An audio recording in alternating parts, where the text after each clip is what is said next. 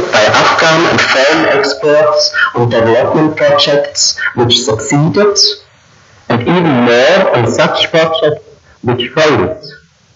Failure of a project was usually the result of bad preparation and negligence.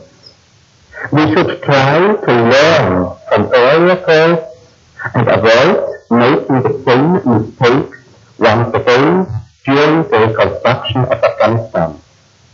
First priority is a clear arrangement of the order of the facts.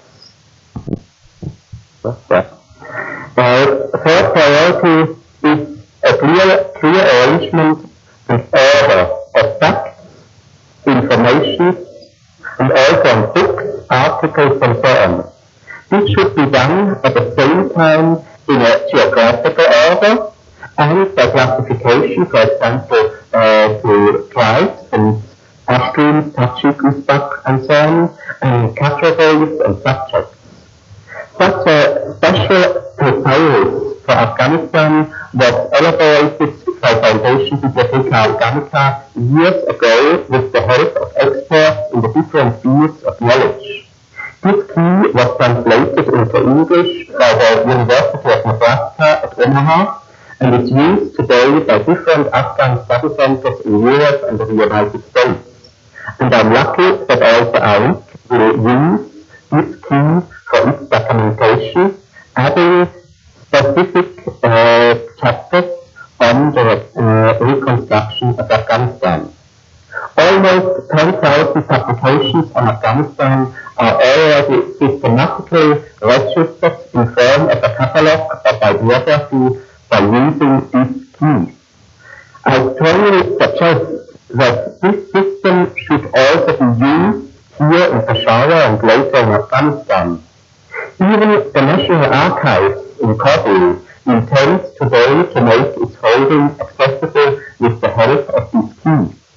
As it is based on a decimal classification, it can easily be adapted to Oriental as well as Western languages, and it fits perfectly for later computerization, which is already on the way. First problem is the distribution of all this information to those who are in need of it. For this, modern techniques should be used, like copying machine, microfiche, scanner, telefax, and so on. To do so, the necessary financial means must be provided. The result will compensate its expenses by far. Fifth function of such a documentation center is to store all these collected materials and information for long-term historical research. Also, what happens today here in Peshawar, but also in Kabul, is part of Afghan history.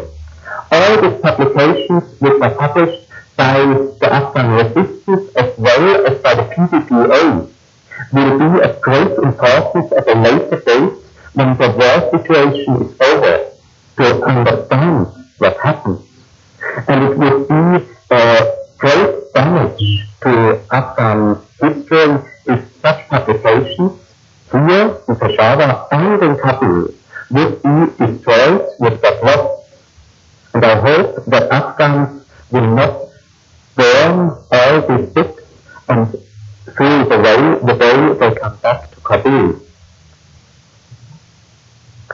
This documentation and storage should be done in a safe place with good climatic conditions where all technical facilities are easily available.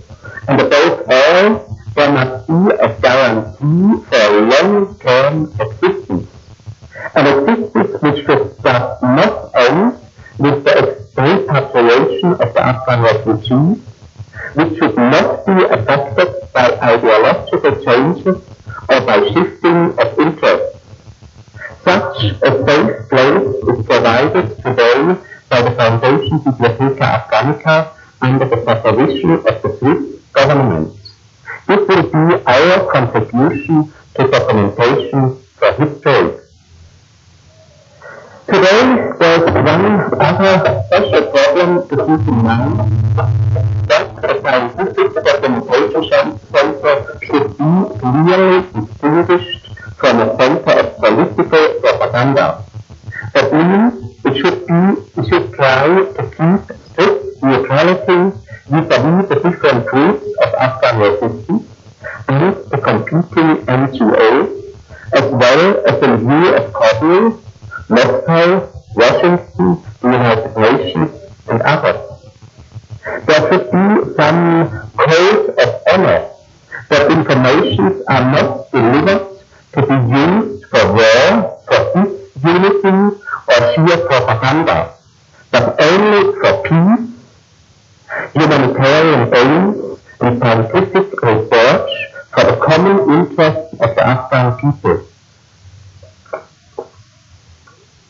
Such noble words are easy to tell, but difficult to follow in reality.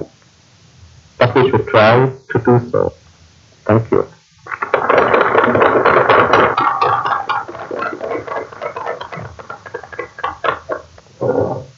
Thank you very much. I think the first perhaps can teach us all some lessons about neutrality. I'm sorry to say we're going to be running over. We have 5 sections of presentations in this panel, as you probably noticed. I hope that we can slide tea time up a little bit so that each person will have their share of time and so that we can take audience responses as well. Our next speaker is Erica Canada, who has done absolutely essential work on the position of women in pre-war Afghanistan and has more to tell us today. Thank you very much.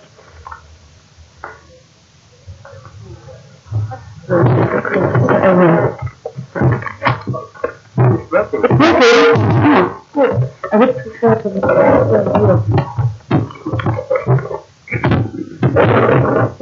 First, I would like to thank Nancy and the committee who invited me to this conference.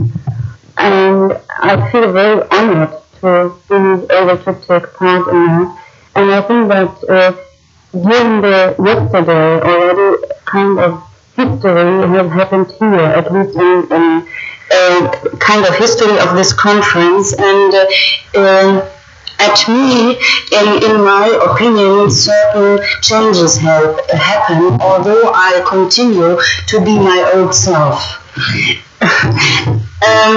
I am not going to talk about methods to observe changes, but I want to just point one thing out, and that is that I think the foreigners, as I am a foreigner to the Afghans, the foreigners are in a situation very often to be able, without danger, to speak about things that Afghans, for different reasons, are not able to mention freely. So maybe that makes an opportunity to use foreigners.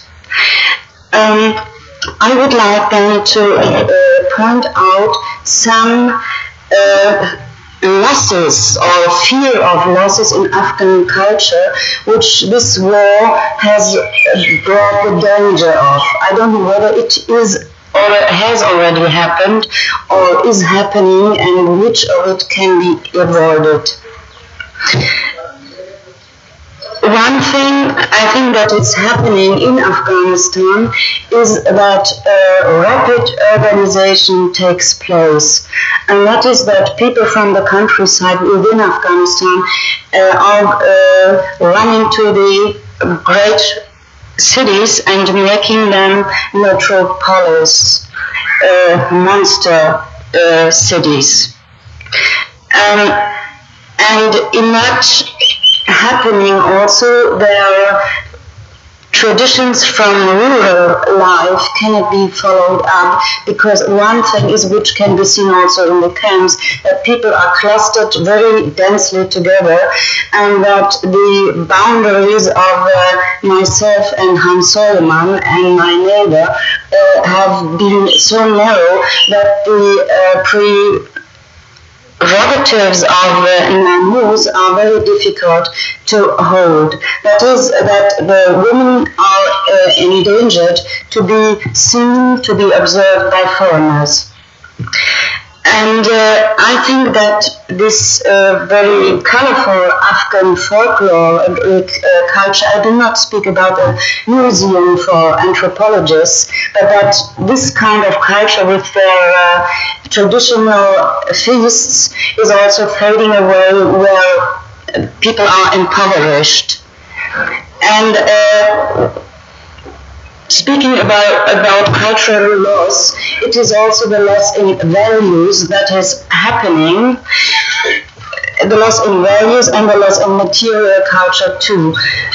It can be seen very easily when comparing old products of handicraft with new products, that colors, patterns, and also the refinement of work is in the danger to get down. One thing I would like to mention is that in this war, there were certain virtues essential. That is, to be a warrior, not to be afraid to fight. But I am skeptical how the Afghans can quickly arrange to come back from the mental and psychological changes that war has caused in their minds. I am thinking of the young people who do not know much more than killing and trying to shelter themselves before being killed themselves.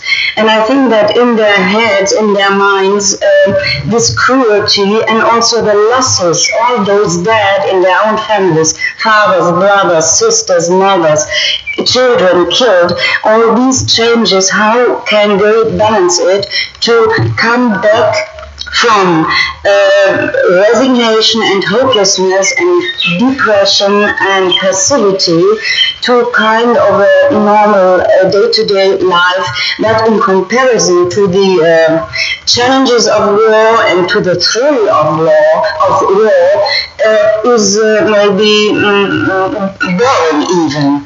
And the skills of peacetime, the skills of handicraft, the skills of farming, I think they are going to be lost or are already lost. And I think that is something very, very important to balance these losses.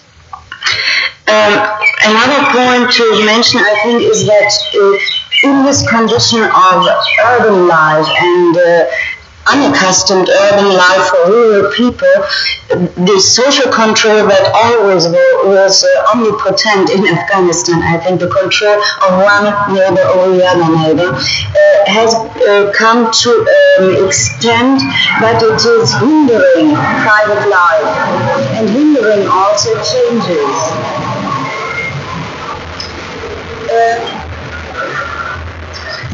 And there's one thing that I have seen with some fear.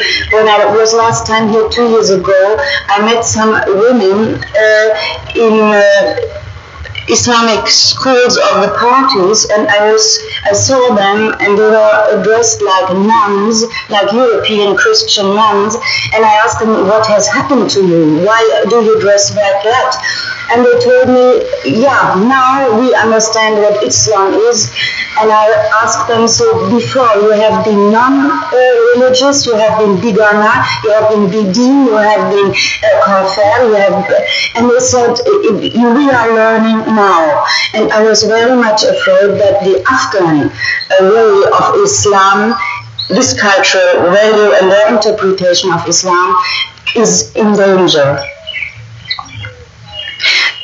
Just one word about Afghans in Europe. I have found that too, that social control makes changes very, very difficult, even for Afghans living there, and especially for Afghan women.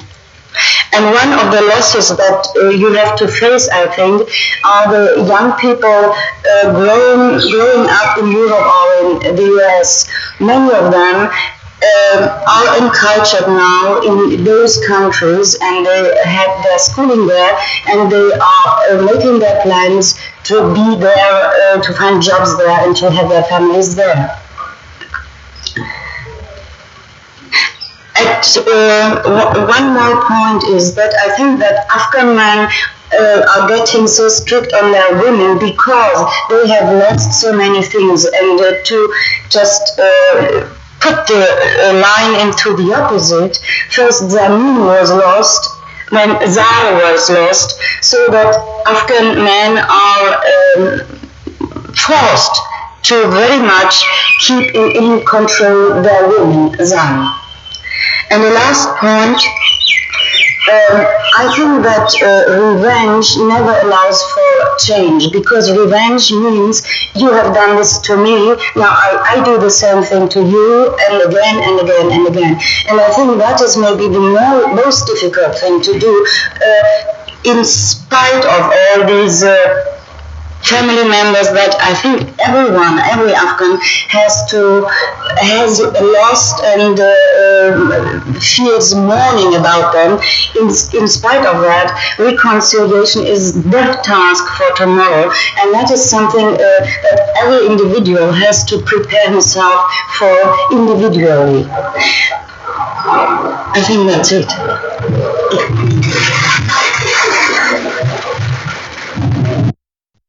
Our last speaker is Tom Amy, who brings with him a very rich base of information on Afghan demographics.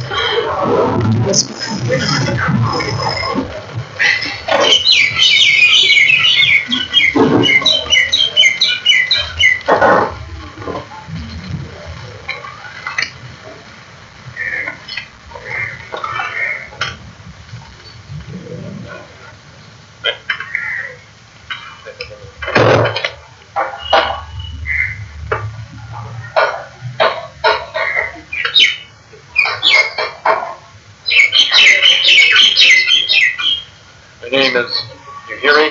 No, not on.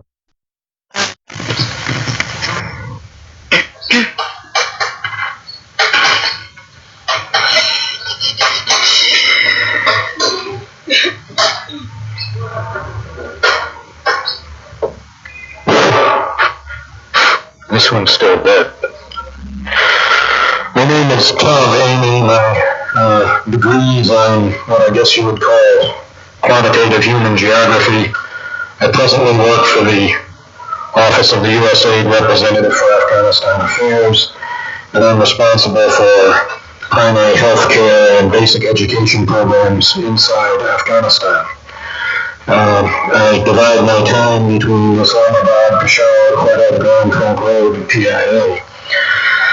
Since this is a conference in honor of Louis Dupree and a panel on documentation such as books, I'd like to say a little about both of these. 1971, so to speak, Afghanistan called me, and I was teaching at the University of Wisconsin in Madison. I have on permanent loan from the geography department there as the first and only borrower Johannes Hundland's classic 1959 La Géographie de l'Afghanistan, written by a Dane in French, which, thanks to a tour in Morocco, I can now read. From 1971 to 75, I was privileged to work on USAID's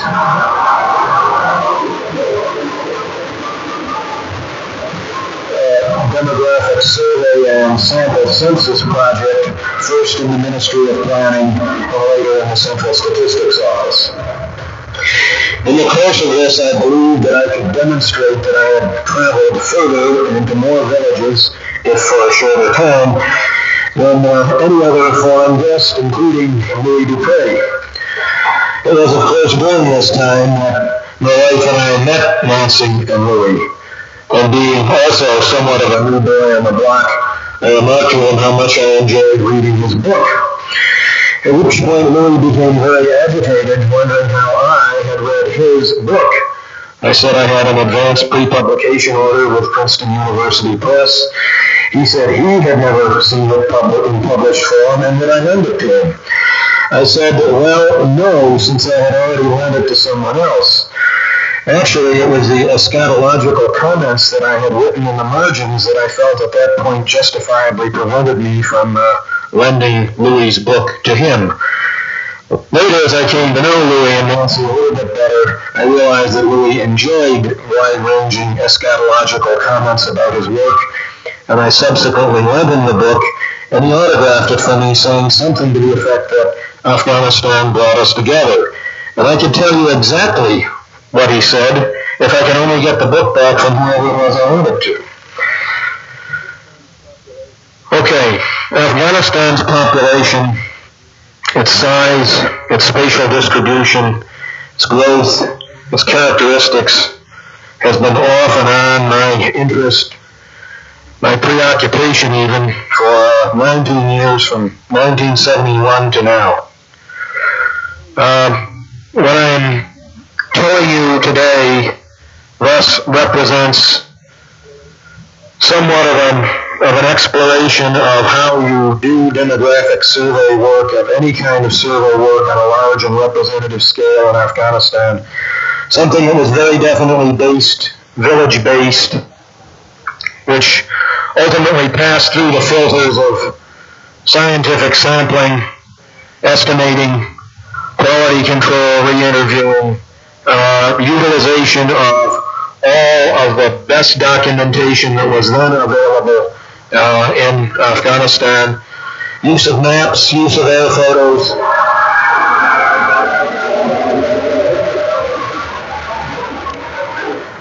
use of male interviewers, use of female interviewers, which was said that you couldn't do it, but we did it slowly, quietly. It was possible. Codification of this, extraction somehow of demographic truth, leaving a very thorough documentation archive in the basement of the first floor of the Ministry of Planning when we got on the plane in 1975. I took with this, when I left, I took a lot of this stuff with me and it molded in my basement in my house in Washington for a while until the spin of the wheel brought me back to the Afghan frontier.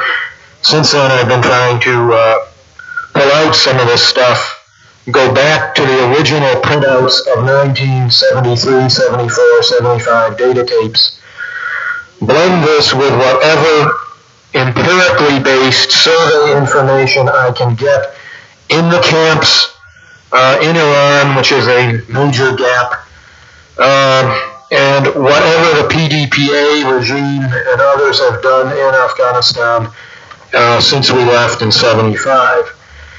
And eventually this all, and I've talked to a lot of people. I've talked to people in Peshawar. I've sought out hidden references. I've interviewed Afghans in Quetta who come from various refugees who come from various parts of the country, and I've tried to mold all this into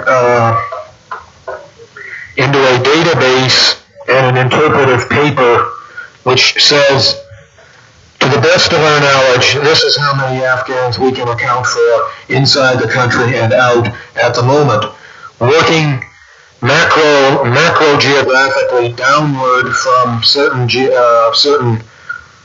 demographic parameters, and at the same time trying to build upward Wallace Wally by Wallace Wally, and see at the end how the two mesh and how they meet.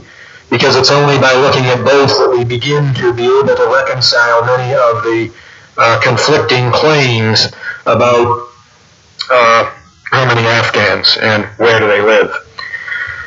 My demographic colleagues assure me that since we now know more about China than we did before, that Afghanistan remains the world's greatest demographic enigma. I illustrate this enigma by two stories.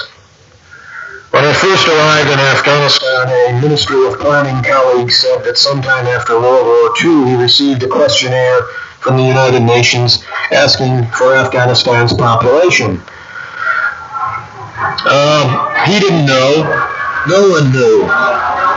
Answer, they convened a seminar of experts, not unlike those that have been gathered here, and they concluded that Afghanistan had a population of 12 million. Not 12 million exactly, of course, because then the numbers would look cooked. So they reported something around 12 million. The figure in the questionnaire went back into the file drawer in the Ministry of Planning, and then lo and behold, the next year another form came around. So, but we just answered this.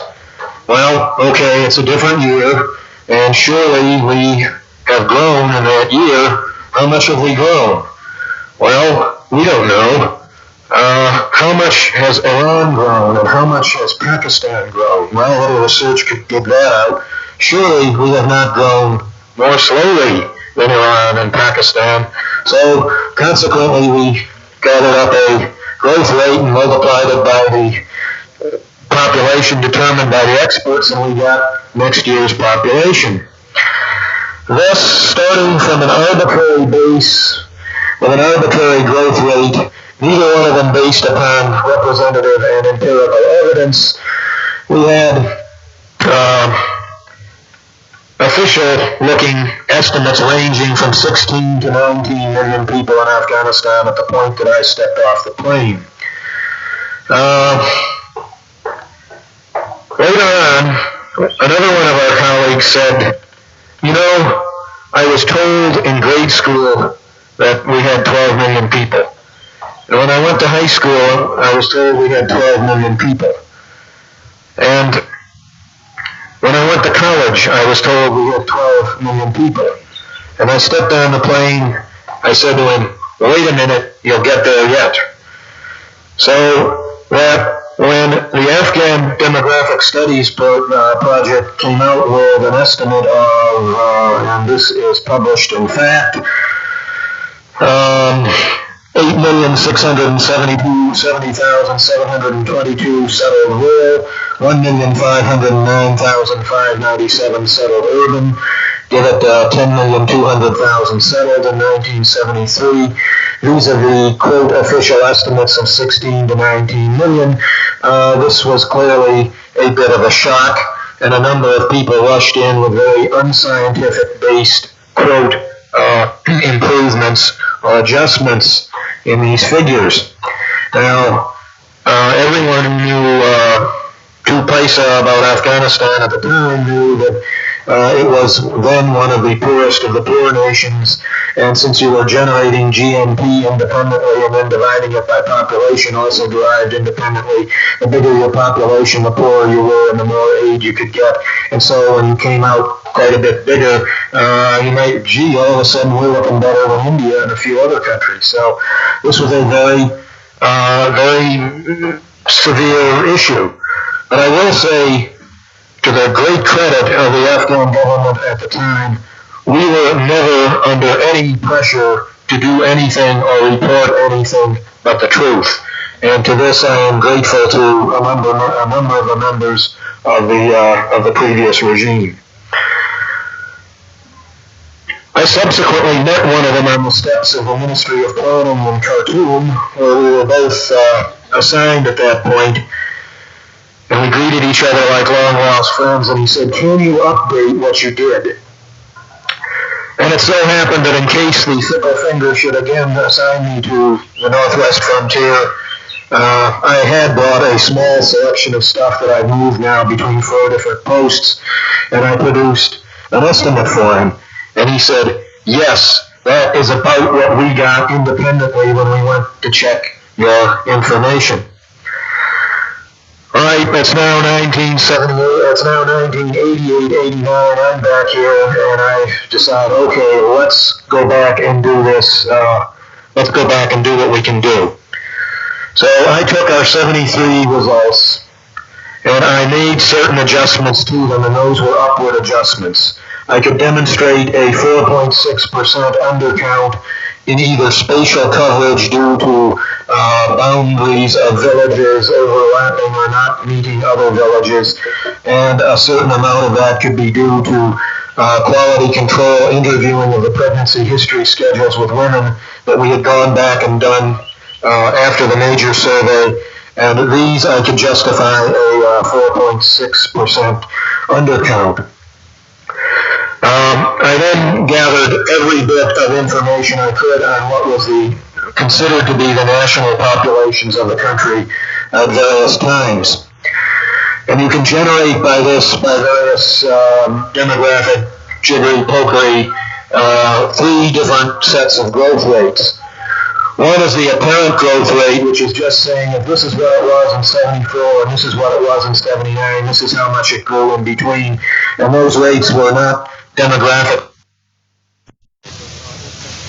Infant and maternal mortality, as high infant and maternal mortality as we experienced in Afghanistan, a country which had a male-dominant sex ratio, which we thought may have been due to underreporting of younger women, but which constant quality control, re-interviewing with women and so forth indicated patterns of differential maternal and child mortality, and strong serial polygamy among men, which in the final analysis led to a sex ratio of about 115 men to women.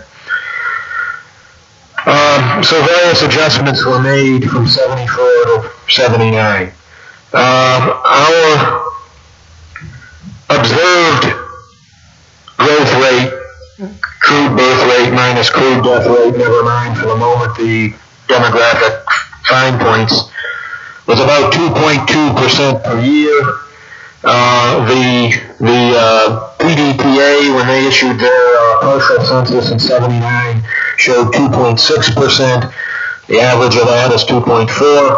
But it also happens that there is a demographic technique which takes the observed age-sex ratios and says if note that the ADS survey in 74 and the PDPA survey in 79 were 5 years apart. That's the common 5-year demographic cohort. It means that the children who are 5 to 9 in the ADS in 1974 are the 10 to 14-year-olds in the PDPA 1979 figures. And in general, these tests of internal demographic reasonableness stand up.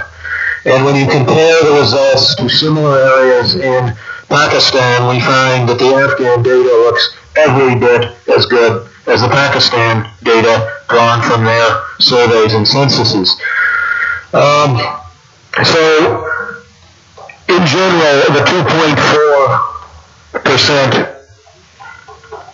growth rate is about what is defensible for the period 74 to 79.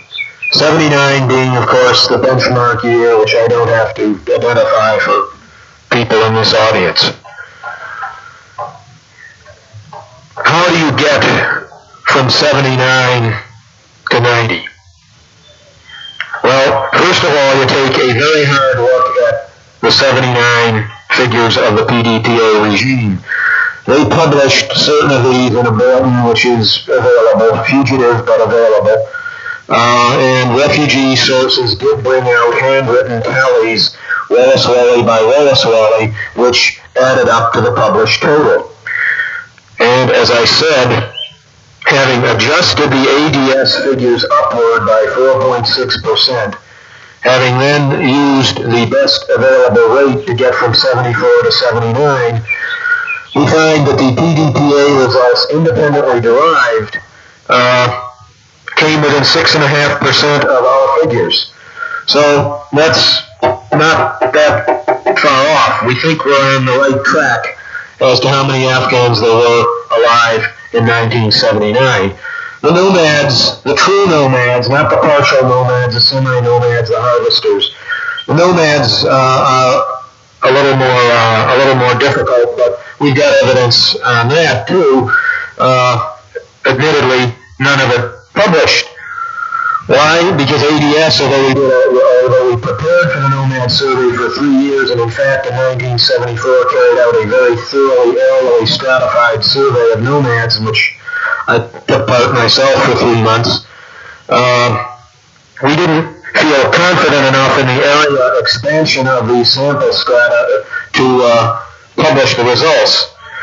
But I have the unpublished ones, and then I later dug up in Quetta the person who is responsible for the nomad surveys carried out by the PDPA. So we have a pretty good fix on the nomad population. So in general, to get from 1979 to 1990, you multiply by the standard growth rate, which gets you to where you would be in 1990 if nothing happened, and then you factor in what happened.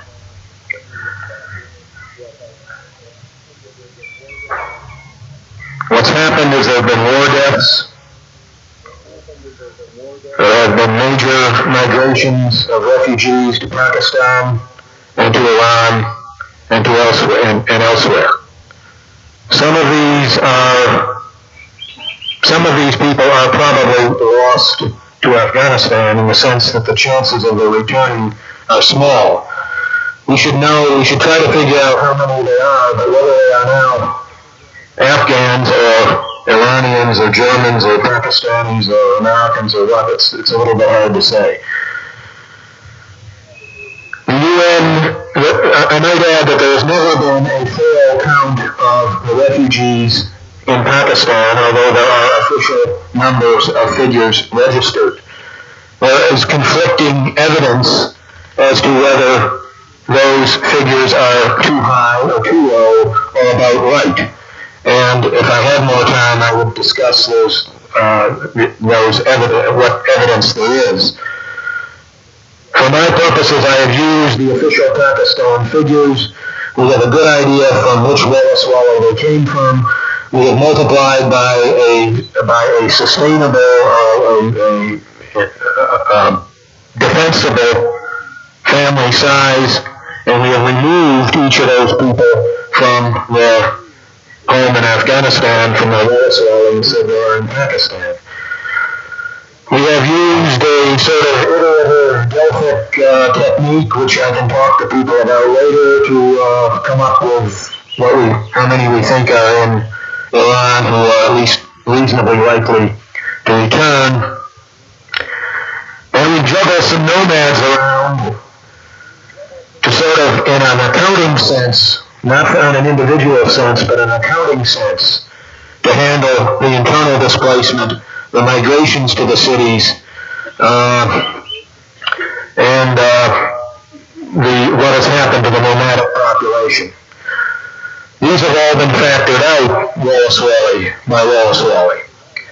So that I can announce to you in my 15 seconds more of time that as of 5:30 a.m. on February 25th, 1990, when I finally put the 1,300 row by 60 column computer spreadsheet to bed, it was ill from Asian flu and the Korean computer and Pakistani pirated software, and I was doing this at night to avoid power outages and load shedding, and to top it all off, there were viruses popping out right and left of me. I can confidently say that at 5:30 a.m. on February 25th, 1990, there were 12,363,225 people alive inside Afghanistan, more or less. I will add one other point, since this is a panel on documentation. Those results are at the printer in Peshawar now. They will be released soon to anyone who is interested in this. My principal problem is getting a proper map of the district councils of the Willis Walleys, which is about this big, because it's very hard to interpret the results without the map, and my biggest technical problem is getting that map published at a scale that's large enough for everyone to read. But these results on an interpretive paper and an accompanying map will be available. Parts of it are at the printer, the rest will be available very shortly. Thank you. Thank you very much. I think in the interest of human decency, we should break for tea. And if you have questions, we are available. And if there's time left at the end of the following session, when people have exhausted their interest in those papers, perhaps we can return to these. Thank you very much. Okay, please, we have a very short time. You have your two only within half an hour. Please come, we start because it also started half an hour late. If you are all the time half an hour late, then you are all that you would be talking now. Please get up there.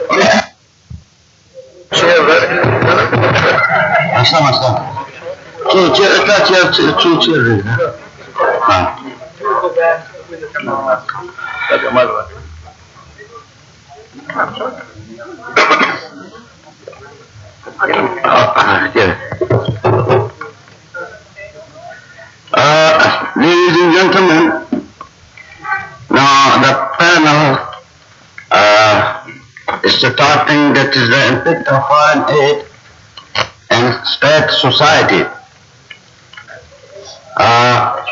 The member of this panel are Mikhail Keating, Mr. Ashraf Ghani, Nassim Javed, Nancy Tapper, M.B. Naqvi.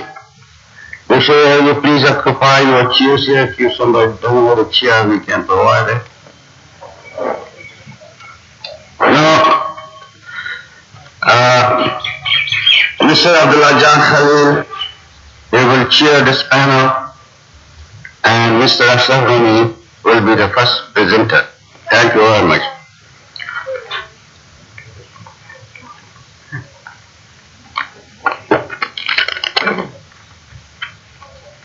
Bismillahirrahmanirrahim. Ladies and gentlemen, Assalamu alaikum. As the time is very short and being the host of this August gathering, so I confine myself only to a stage secretaryship to save the time for you people. As you know all, ladies and gentlemen, the topic for discussion of this session is the impact of foreign aid on state-society relations, the relationship of state and society, and the impact of decision regarding aid allocation. So, the panel, as you know, in this session is the presenter, Mr. Ashraf Ghani, an anthropologist who will present his views, while Nassim Jawad, Nancy Tapper, M.B. Naqvi, and Mr. Keating will be discussing. So I request Ashraf Ghani to come and present his views.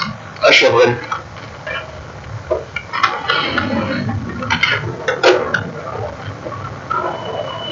Bismillahirrahmanirrahim. Time has become a source of agony for me. February and March, in particular, are very bad months. In February, my dear friend and colleague, Dr. Said Bahauddin Majroh, was brutally murdered in this city, a city which since then has become synonymous with fear, that architect of terror. There is still no report about his murder and no justice that has been given. Taking advantage of being a guest, which in Pashtun culture entitles me to 3 days of unaccountability, I would speak rather bluntly than politely. And may I request our hosts to issue a report on the climate of fear that prevents Afghans from talking freely about their future without restraint and without compulsion. Otherwise, there'd be no difference between Kabul and Peshawar. if Afghans are not allowed to talk here, then what's the difference from Kabul? March, of course, is a very sad month because I've lost another dear friend, a lifelong colleague, interlocutor, and someone whom I admired, Louis Dupree. So Nancy John, with your permission, I'll honor Louis' memory in the only way I can, by being blunt. Let me take each of the terms with which this title is laced. I apologize for not having the written text because I was in bed recovering from an operation, but this will allow me to be more spontaneous. State, society, and foreign aid are not fixed entities in space and time. Neither the Afghan state nor the Afghan society can be bounded. They have been unbounded. They have been processually remade and made continuously. Being in a phase of rupture now, we have to look to the past, both to draw examples for the future, but even more importantly, how not to repeat it. So I'll start with society prior to the state, because there's a lesson there. This region of the world was not bounded by centralized states, but we have very civilized societies. I am referring to the period roughly from 12th century to the middle of 19th. The entities with which we are dealing as states, namely Pakistan, Afghanistan, Soviet Central Asia, are after all creations of the 19th and then 20th century. Our societies were prior to that. They were unbounded cultural groupings. You take something like the Naqshbandi order that started in Central Asia in the 13th century. By the end of 16, it had not only encompassed all of Afghanistan, today's Pakistan, most of India, but it had made its way to Baghdad and got entrenched in Kurdistan, not to speak of Chinese Xinjiang. The point is that our cultural past has given us a horizon to look beyond the state, where people, individuals, have been the source of connections, and where that kind of relationship can be rethought. Incidentally, Peshawar again is very dear to me because there was a lovely saint here who used to accept, a wali, who used to accept lots of women as his disciples. And a king of Delhi sent him a message saying, fire and cotton do not mix. You should not accept women as your disciple. He sent him a container in which fire and cloth remained intact. So let's not be male-centered, let's consider the wider universe of connections, because women were extremely important in these Sufi orders. The second thing, of course, also is the exchange system. As late as 1870, Multan drew its silk from Balkh in Bukhara, widely dispersed units of production and exchange. There was a larger universe in which this area of the world was bounded, which got shattered with the advent of colonialism. The last point that I invoke from that period is something which has been sadly missing both in the history of Afghanistan and Pakistan, namely respect for an independent judiciary.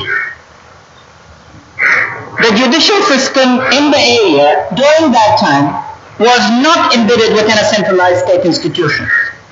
Judiciary remained independent, and I hope one of my fond hopes is for the future that will become again so. Now I would shift.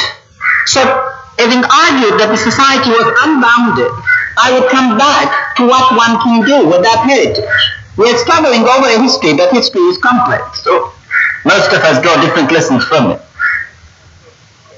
Centralization of state power in Afghanistan took place in the context of a colonialism that threatened its very existence.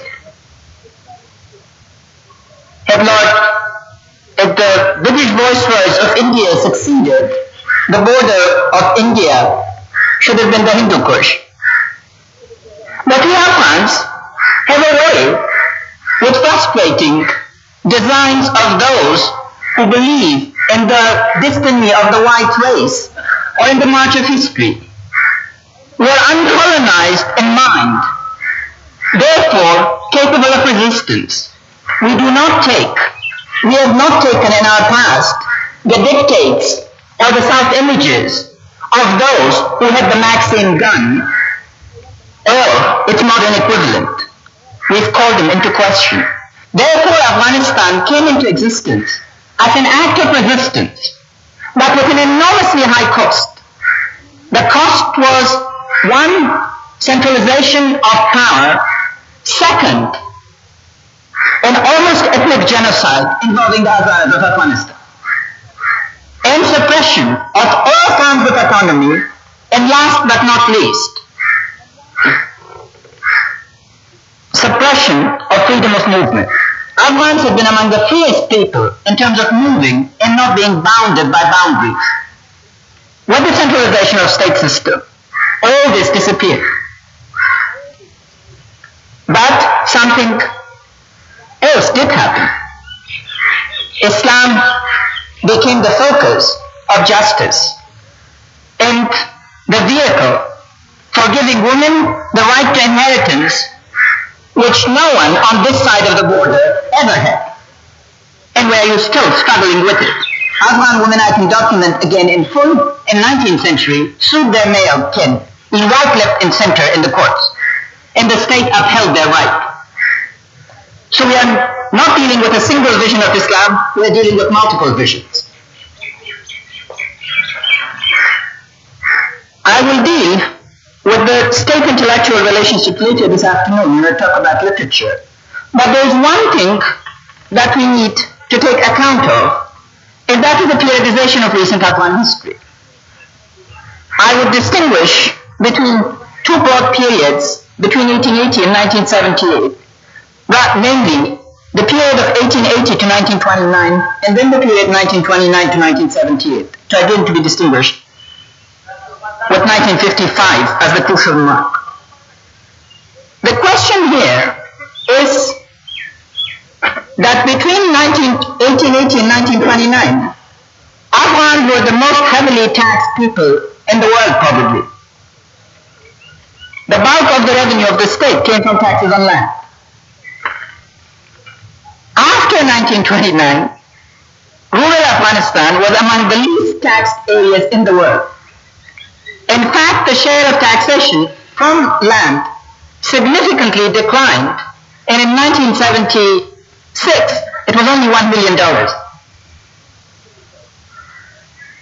This poses two questions. One, how did the state finance itself? And second, what were the implications of that to state-society relationship? And here we deal with two phenomena, and one of it needs invoking. Between 1929 and 1950, the state allowed the merchant class to run it completely.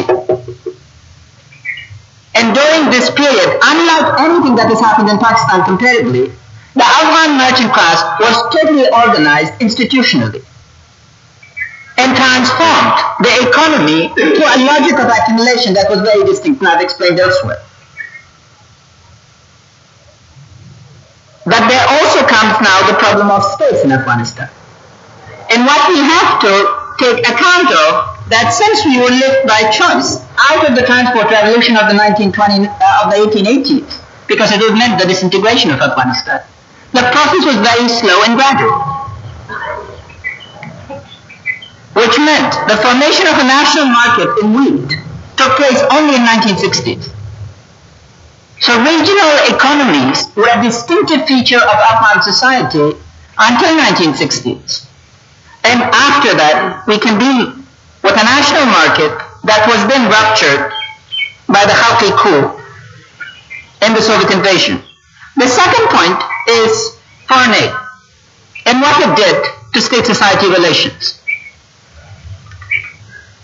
I have the figures here, so I might as well read it to give you just an idea.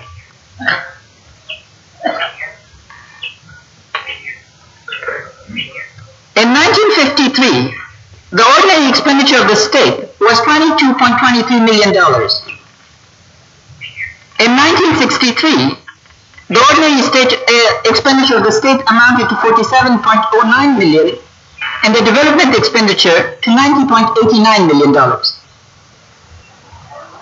This was a phenomenal jump. It's extremely small.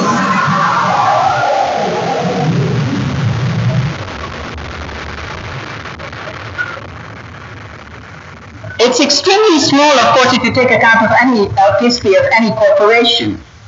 But in terms of Afghanistan, it meant a fundamental change. What it did do was that overnight it transformed a group that was a royal lineage into the major economic power in the country. The state became the sole employer of everyone. The state became the sole constructor of everything. And the state became the planner for everything. And allocation was not controlled by any democratic process. Hence, Afghans, it had an enormous consciousness of the state, because it was the state that was impinging on everything, and it was the access to the state that defined one position in society. You could not make money apart from the state. You had to have access to the state to do anything, which is an enormous burden that we carry, namely that the system of relationships is one of patron-client relationships from up downward, which meant that every question of relationship between two individuals in the society automatically became a political question. And given an ethno-linguistically diverse society, the language of politics became ethnic. Hence, the debate on the national language in 1970s, which was finally forcefully suppressed. It could not be permitted to go on. It's as a result of this that if we look at 1970s, that we look at a new phase of the state-society crisis. The first phase had come thanks to the Cold War. There were few strings attached. So it seemed at that point, when the Soviet premier offered $100 million with 2% interest. The strings that were attached, of course, were the removal of control of institutions of power from hands of Afghans to those abroad. The Soviets became the trainers of our military and of our intelligentsia. You started developing foci of interest that were ideologically, culturally, totally in terms of ruptures. And as it was the state that became the site of these struggles, society was left out of it. In 1970s, of course, Prince Dawood finally realized at the end of his term to turn around and forge new relationships. Individuals can be very fossilized. He was fossilized into the mentality of 1950s when he came to power, and thereby cost us dearly. And when he tried to turn, of course, he collapsed overnight, because the society wasn't controlling these institutions.